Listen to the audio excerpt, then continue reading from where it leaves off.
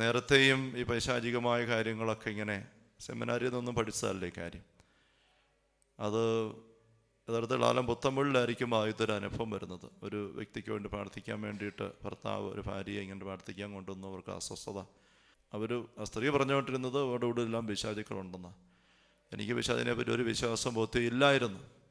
അവിടെ ഞാൻ വേറെ രീതിയിലൊക്കെ പറഞ്ഞ് ബോധ്യപ്പെടുത്താനൊക്കെ നോക്കി. പിന്നെ അവസാനം അവരെ തൃപ്തിപ്പെടുത്താൻ വേണ്ടി വെറുതെ പള്ളി കൊണ്ടുപോയി വന്ന് കൈവച്ച് പ്രാർത്ഥിക്കാനായിട്ട് കുറച്ചു നേരം പ്രാർത്ഥിച്ചപ്പം എൻ്റെ ഉള്ളിൽ ഇങ്ങനെ ചിന്ത വന്നു, ഇവർ പറയുന്നത് പിശാചി കൊണ്ടെന്നാണല്ലോ ഉള്ളിലെല്ലാം. ഇനി അങ്ങനെ ഉണ്ടോ എന്ന് ആർക്കറിയാം, എനിക്കറിയത്തില്ല.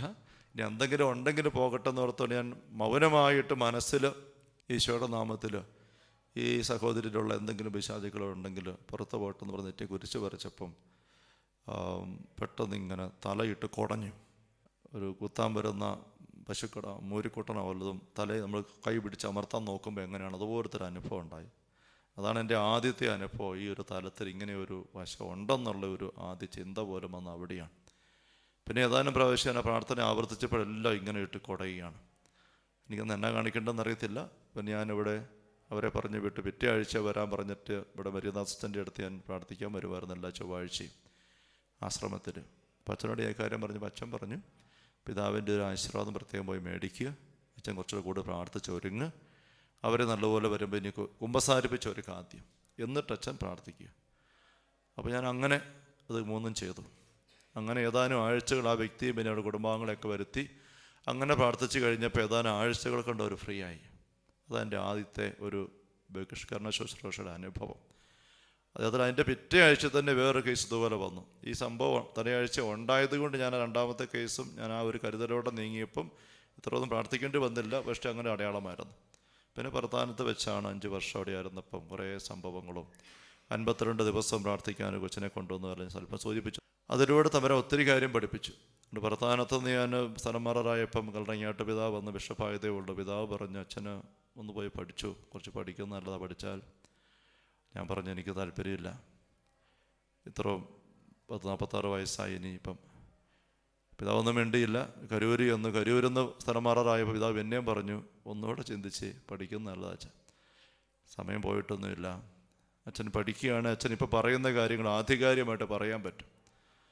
കല്ലറങ്ങാട്ട് പിതാവിന് പൈശാചിക മേഖലയെപ്പറ്റി നല്ല ബോധ്യമുണ്ട്. പിതാവ് നല്ല പഠിപ്പുള്ള ആളാണ്. അതുകൊണ്ട് പിശാചുക്കളൊക്കെ ഇല്ലയെന്ന് ആരെങ്കിലും പറയുന്നുണ്ട്, അത് അവരുടെ വിവരമില്ലായ്മയെന്ന് തന്നെ പിതാവ് പറയും. ഞാനൊരിക്കൽ പിതാവിനോട് തന്നെ ചോദിച്ചിട്ടുണ്ട്, പിതാവ് എവിടെയെങ്കിലും പിശാചിനെ ബഹിഷ്കരിച്ചിട്ടുണ്ടോ എന്ന്. പിതാവ് പറഞ്ഞുണ്ട്. രാമപുരത്ത് അസിസ്റ്റൻ്റ് ആയിരിക്കുമ്പം പിതാവ് അച്ഛനായി കഴിഞ്ഞാൽ ആദ്യം കരുത്തറപ്പള്ളിയിൽ പിന്നെ രാമപുരത്ത് അസിസ്റ്റൻ്റായിരുന്നു. അവിടെ ആയിരിക്കുമ്പോൾ അവർ വീട്ടിലിങ്ങനെ വല്ലാത്ത പ്രശ്നങ്ങളൊക്കെ ആയിട്ട് വികാരിച്ചതിൻ്റെ അടുത്ത് അവർ വന്നപ്പം പിതാവിന് അന്നത്തെ ബിൽഡിംഗ് പിതാവായിരിക്കും ഒരു അപേക്ഷ കൊടുത്ത് കൽപ്പന മേടിച്ച് വീട് വെഞ്ചരിക്കാൻ. കൽപ്പന കേട്ട് കഴിയുമ്പോൾ വികാരിച്ചന് താല്പര്യമില്ല, എന്തോ ഒരു മടി, പേടിയാണോ എന്തോ. പുള്ളി അതിങ്ങനെ മേശപ്പുറത്ത് വെച്ചിരിക്കുക. വീട്ടുകാരോട് ചോദിച്ചിട്ടും പുള്ളി ഒരു സമയമൊന്നും പറയുന്നില്ല. വീട്ടുകാരിങ്ങനെ വിഷമിച്ച് പള്ളി മറി നിൽക്കുക. അപ്പോഴിങ്ങനെ കൊച്ചച്ഛൻ ഇറങ്ങിയാട്ട് പിതാവ് വിളിച്ച് എന്താ ഇങ്ങനെ നിൽക്കുന്നത്. അപ്പോൾ അവർ പറഞ്ഞ് ഇങ്ങനെ ആ വിഷയം പിതാവിൻ്റെ കൽപ്പന കിട്ടിയിട്ടുണ്ട്, പക്ഷേ വികാരിച്ചൊന്നും പറയുന്നില്ല, അച്ഛൻ വരുന്നില്ല. അപ്പം ഇറങ്ങിയാട്ട് പിതാവ് പറഞ്ഞു, ഞാൻ ചോദിക്കട്ടെ. വികാരിച്ചനെ കണ്ട് ചോദിച്ചപ്പം അച്ഛൻ എന്നാൽ പൊക്കോളാൻ പറഞ്ഞു.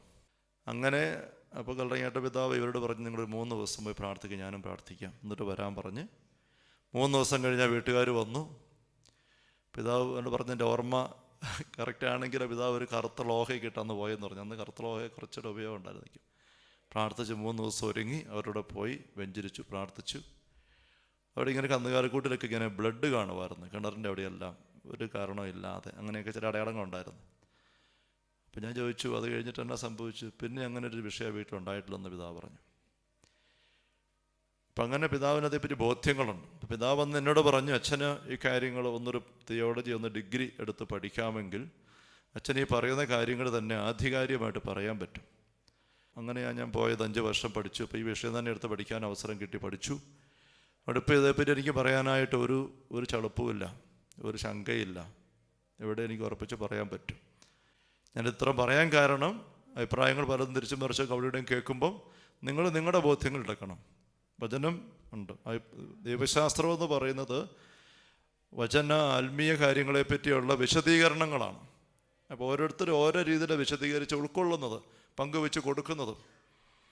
അതുകൊണ്ട് ഒത്തിരി ദൈവശാസ്ത്രജ്ഞന്മാരുണ്ട്, ഒത്തിരി ദൈവശാസ്ത്ര അഭിപ്രായങ്ങളൊക്കെ ഉണ്ട്. സഭ എല്ലാം 100% എടുക്കണമെന്നില്ല.